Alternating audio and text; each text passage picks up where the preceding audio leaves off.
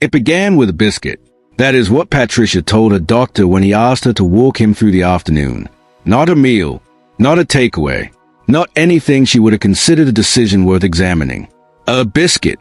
The kind that comes in a crinkled wrapper, the kind that has been in the cupboard for 3 weeks and still tastes exactly the same as it did on the day it was made, which should perhaps have been the first clue. She had one at 2 o'clock, then another. Then, because the packet was open and the afternoon was long and there was a film on the television she was not really watching, 3 more.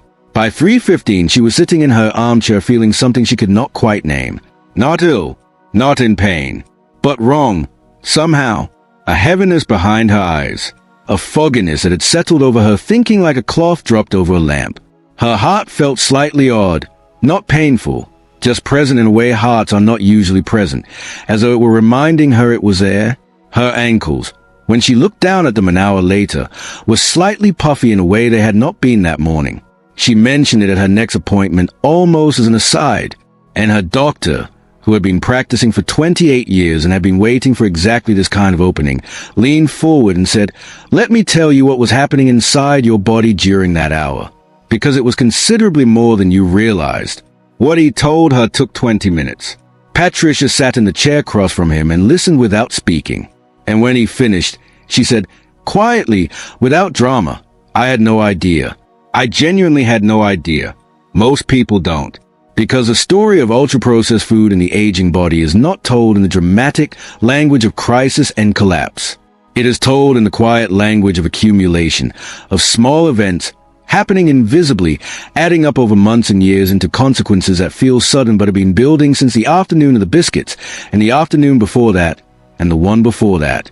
Today we are going to tell that story, not to frighten you, not to make food a source of anxiety or guilt.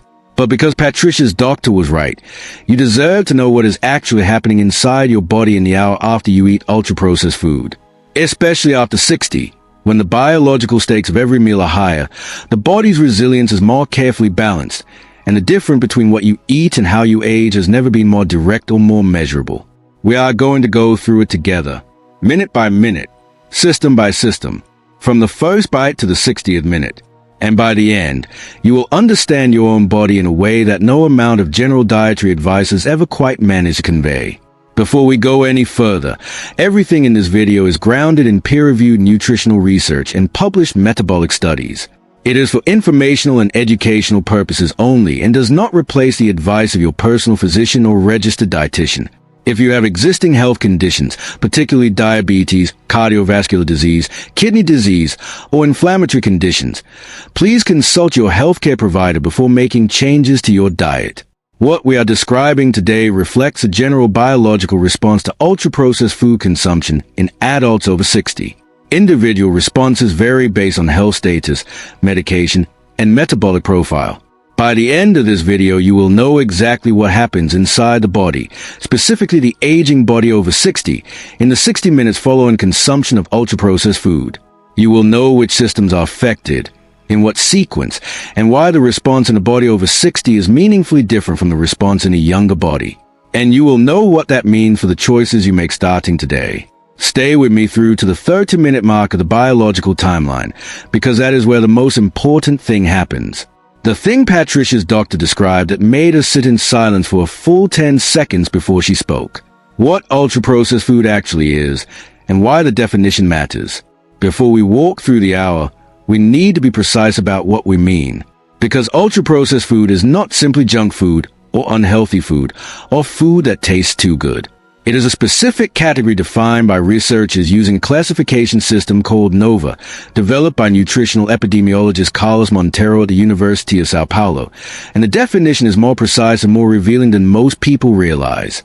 Ultra-processed foods are industrial formulations made primarily from substances extracted from foods or synthesized in laboratories, refined sugars, refined starches, hydrogenated fats, protein isolates, artificial flavors, colors, emulsifiers, stabilizers, preservatives, and texture modifiers.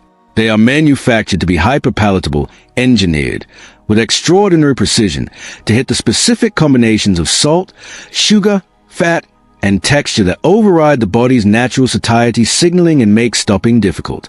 They require no culinary preparation. They are designed for immediate consumption, and they contain little to none of the fiber, micronutrients, phytonutrients, and structural food matrix that the body depends on to process what it receives. The list is longer than most people expect. It includes biscuits, crisps, packaged cakes, instant noodles, processed breakfast cereals, flavored yogurts, chicken nuggets, fizzy drinks, most packaged bread, ready meals, processed meats, flavored nuts, cereal bars, and the vast majority of packaged snack foods. If the ingredient list contains more than 5 items, and several of those items are things you would not find in a home kitchen, it is almost certainly ultra-processed. A landmark study published in the BMJ in 2019, tracking over 100,000 adults, found that a 10% increase in the proportion of ultra-processed food in the diet was associated with a 12% increase in cancer risk and an 11% increase in cardiovascular disease risk. A 2022 study in the European Heart Journal found that adults who consumed the most ultra-processed food had a 58% higher risk of cardiovascular mortality than those who consumed the least. These are population-level numbers. What we are about to discuss is what drives them, the specific, individual, minute-by-minute biological event that, repeated across thousands of meals over years and decades, produces those statistics. Minutes 0 to 10, the blood sugar spike begins. The moment ultra-processed food enters the mouth, the body begins responding, and the first response is in the blood. Ultra-processed foods are almost universally high in refined carbohydrates, starches, and sugars that have been stripped of the fiber and food matrix that would normally slow their digestion. In an unprocessed food, a sweet potato, a piece of fruit, a bowl of oats, the natural structure of the food creates what nutritionists call slow glucose release. The fiber slows the movement of the food through the digestive tract, give the pancreas time to prepare an appropriate insulin response, and allows glucose to enter the bloodstream gradually, a gentle, manageable rise and fall. In ultra-processed food, that structure does not exist. The refined starches and sugars are already broken down to a degree that makes digestion almost instantaneous. Within 10 minutes of eating, glucose is flooding the bloodstream at a rate the body was not designed to manage. Blood glucose levels rise sharply, in some cases more than doubling the pre-meal baseline within this first 10-minute window. The pancreas, sensing this surge, releases a corresponding surge of insulin, the hormone responsible for moving glucose out of the blood and into cells. In a younger, metabolically healthy body, this insulin response is efficient and proportionate. In a body over 60, particularly one that has been eating ultra-processed food regularly for years, the situation is more complicated. After 60, insulin sensitivity naturally decreases. The cells of the body become less responsive to insulin signal, a condition called insulin resistance, meaning the pancreas must produce more insulin to achieve the same glucose-clearing effect. When a blood sugar spike from ultra-processed food is added to already reduced insulin sensitivity, the blood glucose remains elevated for longer than it should, the insulin response is larger than it should be, and the pancreas, working harder than it was designed to work at this frequency, is under a form of metabolic stress that, repeated across years, is directly linked to the development of type 2 diabetes, cardiovascular disease, and accelerated cognitive decline. Patricia's 5 biscuits delivered approximately 60 grams of refined carbohydrate directly into her bloodstream in under 10 minutes. Her blood glucose rose sharply. Her pancreas responded with a large insulin surge, and the first system of her afternoon had already been compromised before she had returned the biscuit packet to the cupboard. Minutes 10 to 20, the inflammatory response is triggered. This is a part of the story that most people have never been told, and it is, in many ways, the most important part. Within 10 to 20 minutes of consuming ultra-processed food, the body mounts what researchers call a postprandial inflammatory response. Postprandial simply means after eating, and in the context of ultra-processed food, the inflammatory response that follows a meal is measurable, significant, and, in adults over 60, considerably more pronounced than in younger adults. The mechanism operates through multiple pathways simultaneously.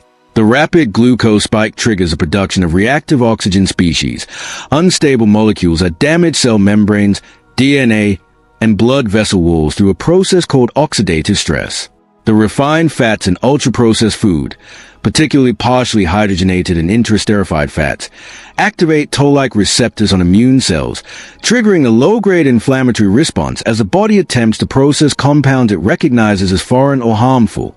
The artificial emulsifiers and food additives, carboxymethylcellulose, polysorbate 80, and others common in ultra-processed food, have been shown in multiple studies to disrupt the gut epithelial barrier, allowing bacterial endotoxins to pass from the gut into the bloodstream, triggering what researchers call metabolic endotoxemia, a state of systemic low-grade inflammation driven by gut permeability that a study published in the Journal of the American College of Cardiology measured inflammatory markers in adult before and after a single meal of ultra-processed food. Within 20 minutes of eating, CRP, C-reactive protein, one of the primary markers of systemic inflammation, had risen measurably. Illinois 6, interleukin 6, an inflammatory cytokine directly associated with cardiovascular disease, cognitive decline, and accelerated cellular aging, had also elevated. In adults over 60, this matters differently than it does in younger adults. After 60, the body already exists in a state of elevated baseline inflammation, the process researchers call inflammaging. The inflammatory response that follows ultra-processed food consumption does not land on a neutral baseline. It lands on a baseline that is already elevated, pushing the total inflammatory burden higher and maintaining it there for longer than the same meal would in a 30-year-old body. The fogginess Patricia felt settling behind her eyes at 3:15 in the afternoon was not imagination.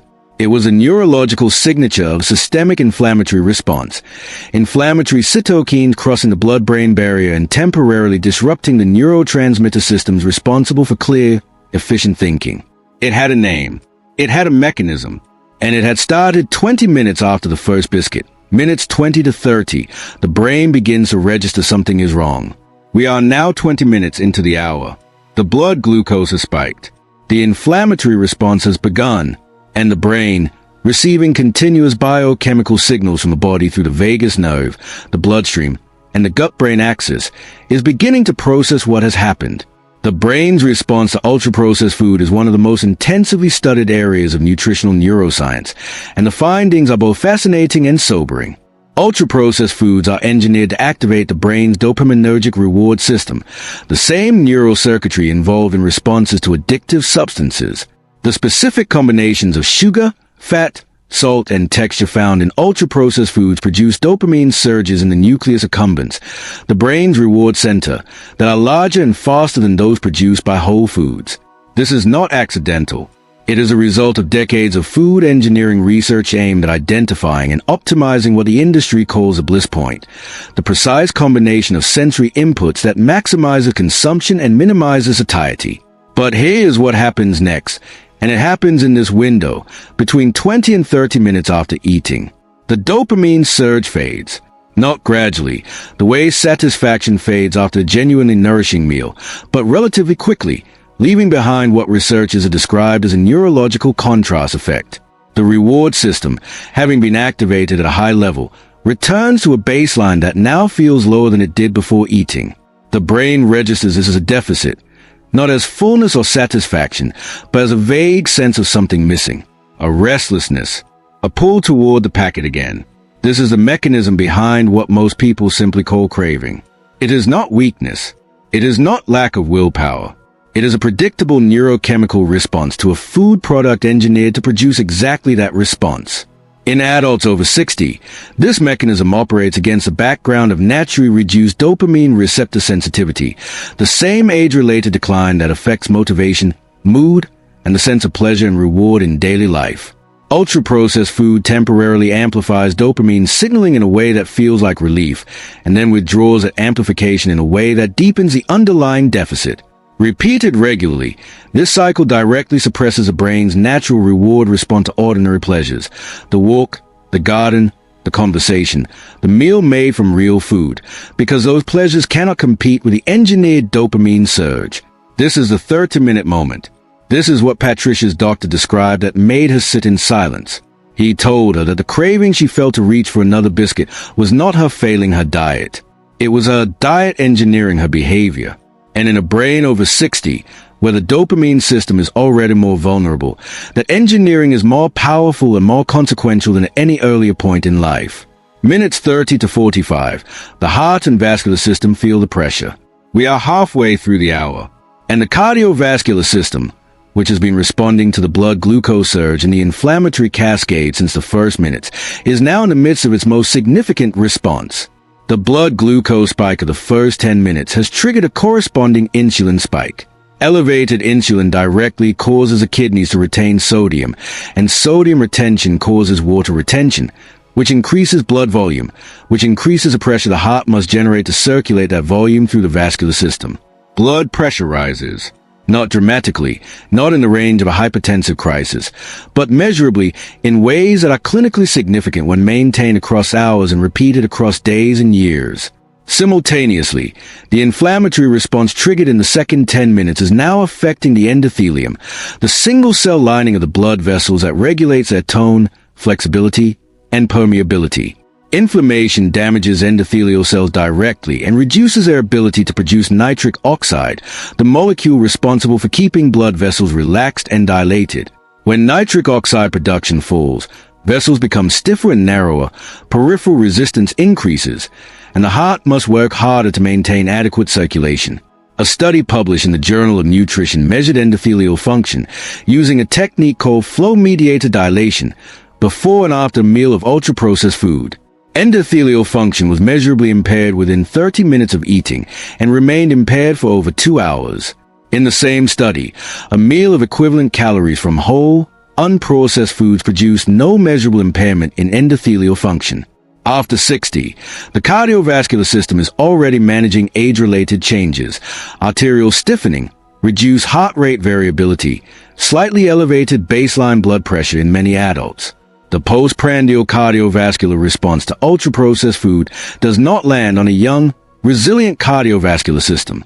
It lands on one that has less reserve, less elasticity, and less capacity to absorb additional insult and returns smoothly to baseline. The mild cardiac awareness Patricia noticed, the sense of her heart being present in a way hearts are not usually present, was a subjective experience of endothelial impairment and elevated cardiac workload. It was real.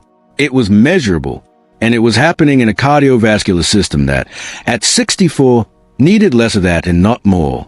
Minutes 30 to 45, the gut is sending distress signals. While the cardiovascular system is under pressure, something equally significant is happening in the gut, and it is happening in a way that most people have never connected to what they ate an hour earlier. Ultra-processed foods are almost entirely devoid of dietary fiber. And fiber is not simply a digestive convenience. It is a primary food source for the beneficial bacteria that make up your gut microbiome.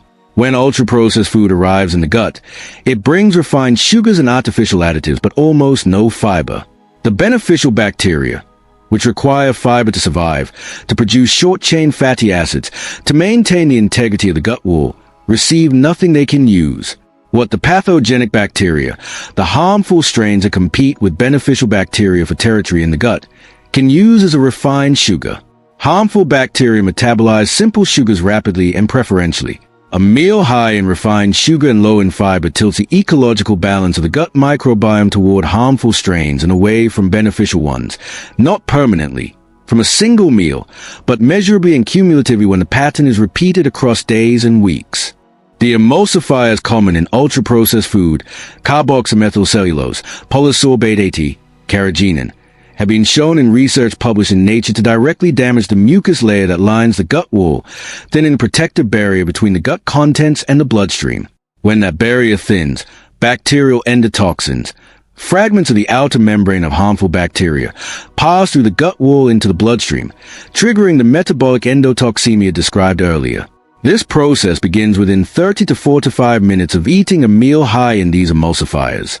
After 60, gut microbiome diversity is already naturally declining. The beneficial bacterial communities that took decades to establish are already more vulnerable to disruption. A meal of ultra-processed food in the body over 60 does not merely fail to feed the microbiome. It actively works against it, depleting the populations that regulate immunity, inflammation, mood, metabolism, and the pace of biological aging.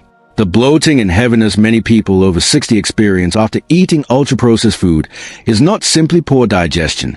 It is the gut reporting, in the only language it has, that it has received something it cannot use and something that is actively working against its health. Minutes 45 to 60, the blood sugar crashes and cortisol rises. We are in the final 15 minutes of the hour. And this is where the cumulative effect of everything that has happened so far converges into the experience most people recognize but few understand. The blood glucose spike of the first 10 minutes, driven by the rapid absorption of refined carbohydrates, has triggered a large insulin response. That large insulin response has now overcorrected. Blood glucose, which was elevated above normal 40 minutes ago, has dropped below the pre-meal baseline, a phenomenon called reactive hypoglycemia. The person who felt slightly odd an hour after eating is now feeling tired, slightly irritable, unfocused, and, crucially, hungry again. Not genuinely hungry. Not hungry in the way the body signals a genuine caloric deficit. Hungry in the specific, insistent way of a blood glucose crash that the brain interprets as an emergency requiring immediate carbohydrate intake. The body responds to this perceived emergency with a cortisol release. Cortisol, the primary stress hormone, is one of the body's tools for raising blood glucose when it falls. It signals the liver to release stored glucose, raises blood pressure, and activates a fight-or-flight response in a mild but measurable way. In a body over 60, where cortisol regulation is already less precise and baseline cortisol tend to be somewhat elevated compared to younger adults, this reactive cortisol spike compounds an already elevated stress hormone environment. Cortisol, in chronic elevation, is one of the most destructive hormones in the aging body. It suppresses immune function. It accelerates bone density loss. It damages the hippocampus, the brain region most involved in memory and spatial navigation. It promotes visceral fat deposition, the abdominal fat that is most directly linked to cardiovascular disease, metabolic syndrome, and chronic inflammation. And it shortens telomeres, the protective caps on DNA that determine the rate of cellular aging. A single reactive cortisol spike from a blood glucose crash after ultra-processed food is not catastrophic, but the pattern, spike, crash, cortisol, spike, crash, cortisol, repeated across the 3, 4, or 5 ultra-processed food encounters that many older adults have in a typical day, creates a cortisol rhythm that is elevated, irregular, and chronically disruptive to every system of the body. The tiredness Patricia felt at 3:15, the fogginess, the slight puffiness in her ankles from sodium retention, the sense of her heart, the hunger that arrived despite the fact that she had eaten. All of it, every single part of it, had a name, a mechanism, and a cause. And the cause was sitting in a crinkled wrapper in her kitchen cupboard. We are at the halfway point of our time together, and I want to pause for a moment. Of everything we have covered so far, the blood glucose spike, the inflammatory response, the brain's dopamine cycle, the cardiovascular pressure, the gut disruption, and the blood glucose crash, which one was entirely new to you? Which one, when you heard it, made something click into place about your own experience after eating? Tell me in the comments. I read every single one, and I genuinely want to know.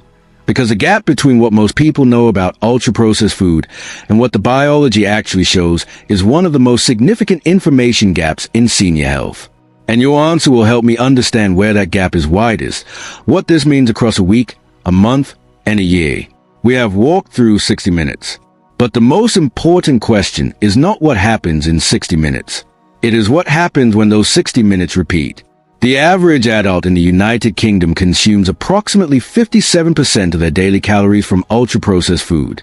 In the United States, that figure rises to approximately 60%. In both countries, the figure is high among older adults living alone, a population more likely to rely on convenient, packaged food and less likely to receive dietary guidance that goes beyond generic advice to eat less salt and more vegetables. 57% of daily calories. 3 meals and 2 to 3 snacks. 6 to 8 ultra-processed food encounters per day. 6 to 8 blood glucose spikes. 6 to 8 inflammatory responses. 6 to 8 postprandial endothelial impairments. 6 to 8 gut microbiome disruptions. 6 to 8 reactive cortisol spikes. Multiplied across a week, that is 42 to 56 inflammatory events. Across a month, 180 to 240. Across a year, over which time each individual event has seemed too small to notice and too ordinary to question. The number exceeds 2,000 inflammatory events, 2,000 blood sugar spikes and crashes, 2,000 rounds of endothelial impairment, 2,000 cortisol responses landing on a microbiome that has been receiving nothing it can use and everything that depletes it. This is not drama. This is arithmetic. And it is the arithmetic that produces the statistics: the 58% higher cardiovascular mortality, the 12% increased cancer risk, the significantly accelerated cognitive decline, that the population-level research has been documenting for a decade. A study published in JAMA Internal Medicine in 2022, tracking over 22,000 adults over 14 years, found that each 10% increase in ultra-processed food consumption was associated with a 27% higher risk of dying from cardiovascular disease, a 24% higher risk of dying from any cause, and a significantly faster rate of biological aging as measured by telomere length. Telomere length, the biological clock, shortened, measurably, dose-dependently, in direct proportion to how much ultra-processed food a person eats, by the same 60-minute biological event we have just walked through together. What you can do, starting with your next meal. This video is not about perfection. It is not about eliminating every processed food from your life or approaching the kitchen with the anxious rigor of someone who has turned eating into an examination. It is about information. Because Patricia's doctor was right. Most people genuinely do not know what is happening inside them when they eat this way. And knowing changes things. Not dramatically, not all at once, but in the quiet, practical, meal-by-meal way that the research consistently shows produces the most lasting results. Here are the 3 most evidence-based changes you can make, starting today, starting with your next meal. First, replace 1 ultra-processed snack per day with a whole food alternative. Not all of them. 1. A handful of unsalted nuts instead of biscuits. An apple with a tablespoon of nut butter instead of a cereal bar. A boiled egg instead of processed crackers. The blood glucose response to a whole food is fundamentally different. Slower, lower, more manageable, followed by a genuine satiety signal rather than a crash and a craving. Second, add fiber to every meal you eat. Not as a supplement, as food. A handful of leafy greens. A portion of beans or lentils. A piece of whole fruit, a tablespoon of ground flaxseed stirred into yogurt. Fiber does not neutralize the damage of ultra-processed food consumed alongside it, but it does feed the beneficial bacteria that ultra-processed food depletes, and it slows the glucose response of whatever else is on the plate. Third, read 3 ingredient labels this week. Not to become an expert in food chemistry, simply to begin the practice of seeing what you are eating. When an ingredient list contains emulsifiers, stabilizers, flavor enhancers, and compounds you cannot picture as food, that list is telling you something precise about what will happen in your body in the 60 minutes after you eat what is inside. You do not need to act on every label you read. You simply need to begin reading them. Because information, in the context of food and aging, is not the same as anxiety. It is the opposite of anxiety. It is a thing that puts you back in conversation with your own body, the way Patricia was put back in conversation with Hayes in a doctor's office on an ordinary Tuesday, by a man who had been waiting 28 years for someone to ask him what he actually knew. Let us bring everything together. What happens inside your body in the 60 minutes after eating ultra-processed food after the age of 60? In the first 10 minutes, blood glucose spikes sharply as refined carbohydrates flood the bloodstream at a rate the aging metabolic system cannot manage efficiently. In the next 10 minutes, a systemic inflammatory response begins. Reactive oxygen species damage cells, emulsifiers disrupt the gut wall, and inflammatory cytokines including Illinois 6 begin to rise. Between 20 and 30 minutes, the brain's dopamine system is artificially spiked and then withdrawn, creating a neurochemical deficit that drives craving and suppresses the natural reward response to whole foods. Between 30 and 45 minutes, blood pressure rises, endothelial function is impaired, the cardiovascular system works harder against stiffer vessels, and the gut microbiome is depleted and disrupted simultaneously. And in the final 15 minutes, blood glucose crashes below baseline, cortisol is released in response, and the body enters a stress hormone cycle that compounds the inflammatory burden of everything that came before. 60 minutes, 6 systems, 1 packet of biscuits, and the quiet, cumulative, entirely measurable consequence of repeating that 60 minutes 2, 3, 4, 5 times a day across the years of a life that deserves better. Here's your challenge starting today. For the next 7 days, pay attention to how you feel in the 60 minutes after you eat. Not obsessively, not with a notebook or a tracking app unless that appeals to you. Just attention. Notice the energy. Notice the fog if it comes. Notice the craving that arrives before genuine hunger. Notice the afternoons that feel heavy and the ones that feel clear. You already know the difference.